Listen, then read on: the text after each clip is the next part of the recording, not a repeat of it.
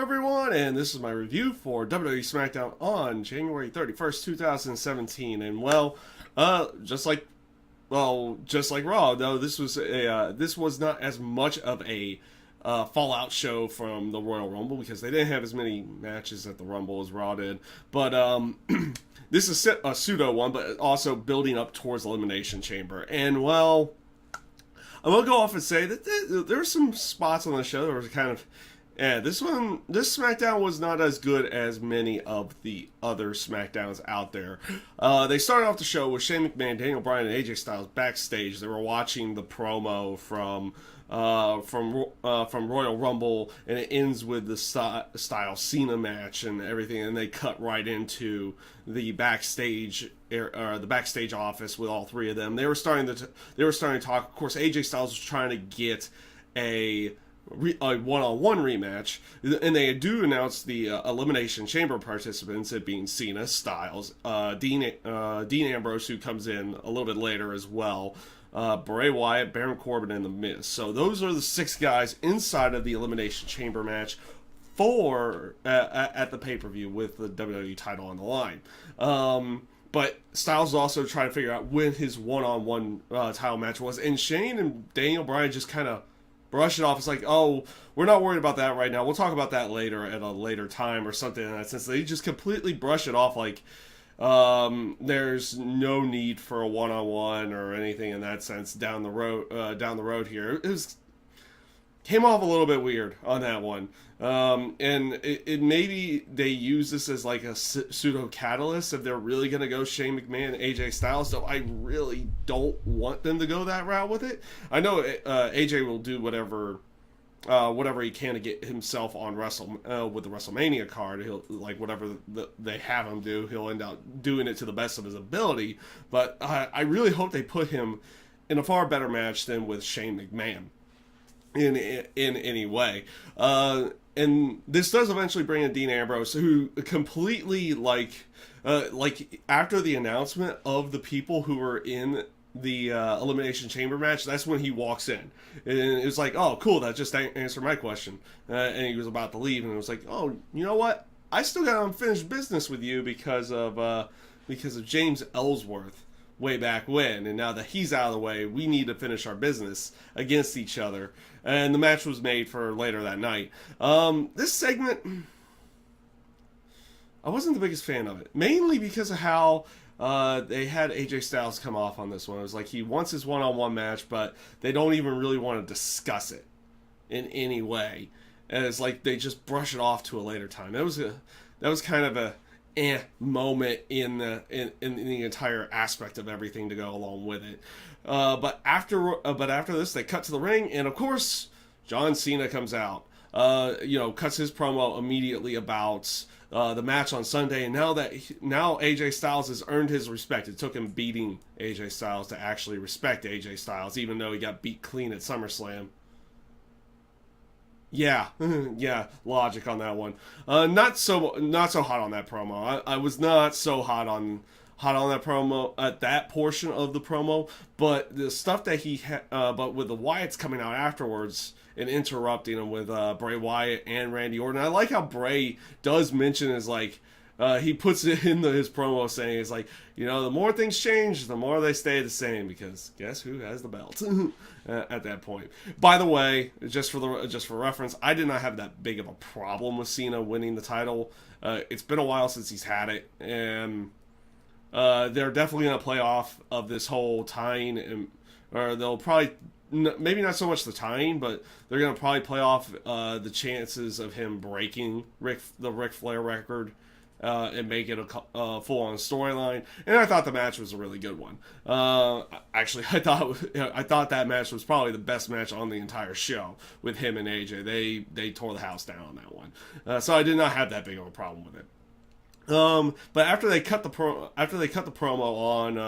on Cena, and I even like how Orton, he even plays off the aspect, he continues playing off the aspect of being completely with Bray Wyatt no matter what, saying it's like, even if Bray doesn't get it done at the Elimination Chamber, the Wyatt family's going to free the WWE title at WrestleMania with Randy Orton.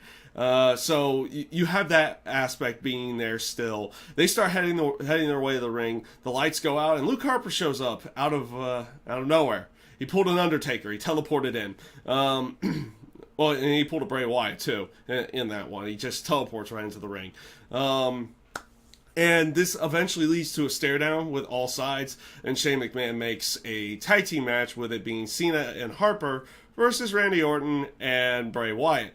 This leads right into that match because it ended up being next. The one aspect that you saw during this entire match is that Luke Harper, except maybe at the end when it looked like he might give a Sister Abigail to Bray Wyatt, but Luke Harper throughout the entire aspect of the match refused to lay his hands on Bray Wyatt, as if there was still a little bit of Bray having control over Luke Harper. When Orton was in the ring, he was fully willing, fully ready to go and just like have the match. But when Bray tagged in, Luke Harper would back off, tag in Cena, and kind of get out of the ring. As long as Bray was in there, it kind of felt like it was a handicap match in some way, shape, or form. And eventually, like I said, towards the end, Cena eats the RKO and ends up getting pinned by Orton. This match was not a bad match. It was okay. It was a decent match, and I felt like they did some decent storytelling here with the aspect of Bray and Bray Wyatt and Luke Harper, and the seemingly that Bray still has Luke under his control in some way, shape, or form, and I thought it came off rather well.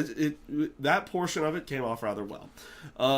This is now going to, but after this, they went with Carmella going up against Delilah Dawson, and they're doing this whole aspect of James Ellsworth is coming out there to do the introduction, and Carmella comes out, and he's kind of at ringside. Now he's all blinged out with the outfit that he got last week from that horrendous shopping segment from last week's SmackDown.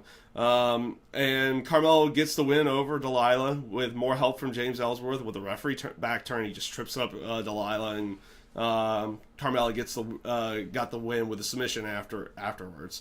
And they really didn't waste much time getting into the next match. Like, before they even really had getting into the next match. Then again, I watched this on Hulu, so their commercial breaks are kind of different from maybe what the live SmackDown show is. But right after this match, they went straight into Kalisto versus Dolph Ziggler, and Ziggler goes over in this match. They had Kalisto get a little bit more offense in, but still a rather short match. And Ziggler continuing on with this whole aspect of turning heel, and he goes after Kalisto's mask right after the match. He had just starts tearing at the mask, and of course Apollo Crews comes in and chases him off.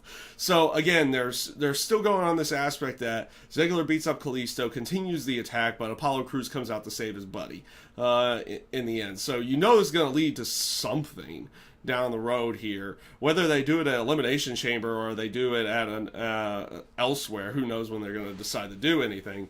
And we'll see where everything goes on that one. Becky Lynch and Naomi had a backstage promo, and both of them delivered a pretty darn good promo on the tag team match later that night. That was up next, and also their aspects behind their two different feuds. Becky focusing on Mickey, and Naomi now focusing on Alexa Bliss with everything from the week before, and then what happened at Royal Rumble to go along with it. Like I said, both of them delivered a pretty good promo. Like on the microphone, they feel like we've known Becky has always been kind of a natural on that microphone, but you saw a little bit more here from Naomi, and both of them came off rather well. This leads into that match with Becky Lynch and Naomi going up against Alexa Bliss and Mickie James. And again, the faces go over in this case. They are definitely building up Naomi to go after the title. Matter of fact, I think on Talking Smack they do announce that Naomi will go up against Alexa Bliss on at the Elimination Chamber pay-per-view for the SmackDown Women's title. So again, the aspect of the champion getting pinned, where Naomi pins Alexa Bliss. And by the way, this match was a pretty good match, and they gave it a good chunk of time too. It wasn't like it was like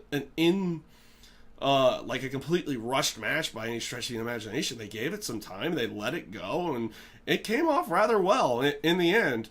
And like I said, Naomi pins Alexa again, which I'm pseudo okay with the aspect that it does lead to a one-on-one match between the two of them with the title on the line. So kind of okay with that. But now you have, because they can play off that storyline of, oh, Naomi's pinned the champion twice in two different tag matches, and then they can play off the aspect that, oh, this is the one-on-one and the championship's on the line to go along with it. So again, not a bad match between the two, between all four of them. Decent tag match, and like I said, they were given time to work things up, because the crowd was getting behind this match a little bit towards was not a little bit, but a good chunk towards the end of this match. It was a rather enjoyable match, not a bad match. Afterwards, American Alpha, they cut a promo, and they cut this promo has probably been one of their better promos since coming up to the main roster. It definitely came off a lot better than most of their other ones. They didn't really come off like awkward or anything in that sense. They came off as like kind of confident in everything in that aspect. Also, even it's like, hey, we have these SmackDown tag titles, but no one's stepping up to claim number one contendership or anything in that sense. So they go out there and they say they're going to issue an open challenge. So what do? They go out there and they wait for the opponents to come out. And it's like, oh, they even announce it like initially when the Usos come out. It's like, oh, the Usos are the challengers. It looks like that's going to be the match. And then the Ascension comes out. And then the Von Villains come out. Then Breeze Dango comes out. And then Slater and Rhino come out to go along with it. And all of these teams brawl. And they brawl for a good chunk of time. And it wasn't that good of a brawl either. This segment came off as rather disappointing, though it is going to lead to a 6-team tag team turmoil match at the pay-per-view, which could be a very interesting match to watch to go along with everything. But overall, like, this segment did not, like, the brawl itself did not come off all that well. Eventually, the ring clears and the teams left were Slater and Rhino and American Alpha, and they kind of just stare at each other afterwards. It didn't really come off all that well. This leads to one more backstage segment with Natalya, Daniel Bryan, and Nikki Bella. And you have this aspect of Natalya because of the attack last week. Now she's brought her own security around to protect her whenever Nikki Bella's around. And I actually thought that came out pretty good. Daniel Bryan, like both of them start arguing as Daniel Bryan's trying to explain, he's like, "Hey, I brought you," and then eventually yells at both of them to stop it, and then announces that they'll have a match at the pay-per-view between each other. And this segment was okay. It was okay. Again, I've not been the biggest fan of this one, but they've definitely been working with what they got with this, and it's not bad by any stretch. It's not great. It's decent. It's a decent. They've been doing some decent stuff with their segments, and we'll see how everything plays off with next week, and then what ends up happening at the pay-per-view itself. This leads into the main event of the night, which was Dean Ambrose versus AJ Styles. They started off at the beginning of the match, Miz was on commentary, but like midway through the match, Baron Corbin's music comes in, hits, and he just walks the commentary, doesn't do anything else, as they just continue on with the match. This match between Dean Ambrose and AJ Styles was a good match.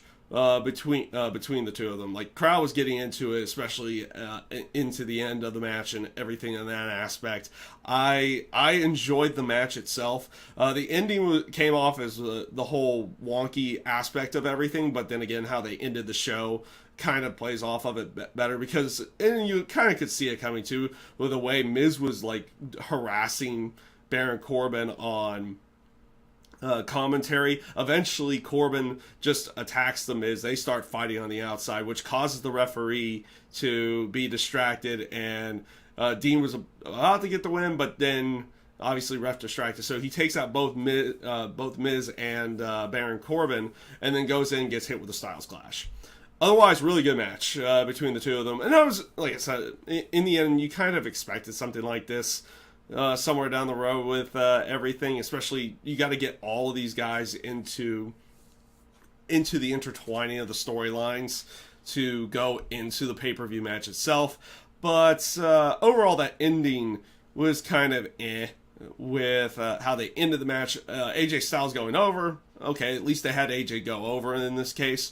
And they didn't it doesn't make it feel like he's getting buried or anything like that because he loses after the pay-per-view or something in that sense. But overall good match between the two of them. Both AJ Styles and Dean Ambrose can put on a really good match. Then again, AJ Styles can usually put on a really good match with just about anybody. Especially anybody that WWE's kind of thrown his way. He's put on some really good matches with all of them. After the match, AJ Styles obviously goes off and leaves, and Miz gets in the ring. He does a skull-crushing finale to Dean Ambrose, and then Baron Corbin does the end of days to both the Miz and Dean Ambrose to kind of stand tall at the end of the show and everything in that aspect. I'm okay with that as well, because you're giving a younger guy a little bit of momentum going into a bigger match, and have him stand tall at the end of one of these shows is not a bad way to go with everything. So we'll see how everything plays off going into next week. With that being said, this show was okay. It wasn't great, especially with the way Raw went the day before. With the way Raw went with everything, you having Lesnar out there, you having Samoa Joe debuting, and I thought the show just overall was a pretty good show to go along with it.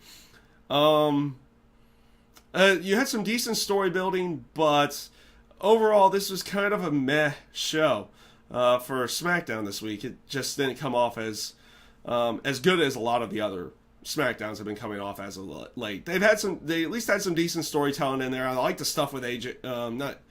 I like the match with AJ Styles and Dean Ambrose. I like the stuff with Cena, Orton, Luke Harper, Bray Wyatt. I like that stuff where they're going. You kind of see in the story building. You even have that whole aspect of you still get that vibe of who is Luke Harper really with. Like, he's completely fine fighting Randy Orton, but when Bray Wyatt's in there, it's like I'm gone type feel. Like, Bray still has control over him in some way. So, you had some decent story building in there. They're putting the matches together going into the pay-per-view itself. So we'll see how everything ends out playing off in the end.